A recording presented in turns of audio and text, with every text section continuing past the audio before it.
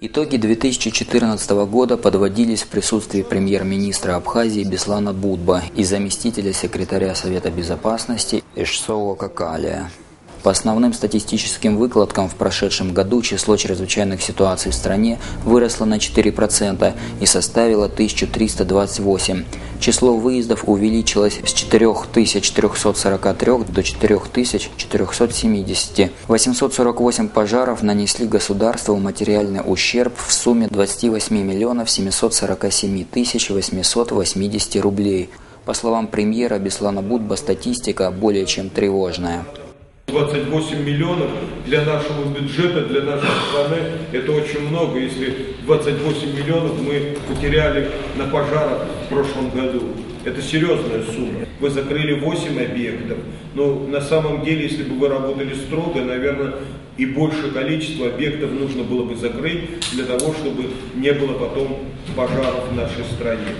82 человека спасены, из них 9 на пожарах, 9 на воде, 31 в ДТП, 19 в ходе поисково-спасательных операций, 14 человек утонули, 15 граждан погибли на пожарах.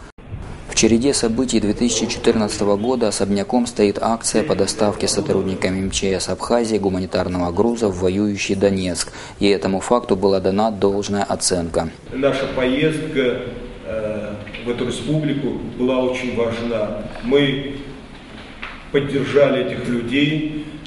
Не сколько там на всю страну этих 20 тонн мандаринов и не хватило бы, и нашей воды там не хватит, но это был знак внимания, и это очень важно, и руководство, и люди оценили. До сих пор мне звонят, до сих пор приезжают люди оттуда и благодарят за вашу работу, и благодарят за работу, за выступление нашего танцевального музыкального коллектива.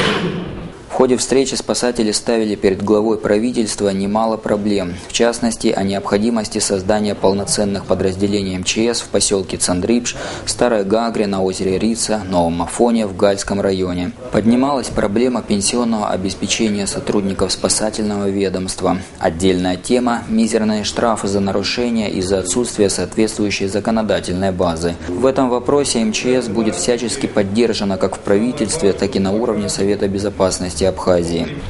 Необходим закон, необходим целый комплекс подзаконных актов, необходимо рассмотреть увеличение санкций, о которых вы говорили, и так далее, и так далее, и так далее. Мы со своей стороны, со стороны Совета Безопасности, обещаем всяческую поддержку. Подводя итоги встречи, министр МЧС Лев Квициния основной упор сделал на четкую и слаженную работу всего личного состава, главным условием которой является сплоченность коллектива и уважение к выбранному делу. Сюда попадают те люди, которые любят свою профессию. Я считаю, что носить имя спасателя, пожарного – это гордо. И мы гордимся своими специалистами. И поэтому огромное вам спасибо, удачи.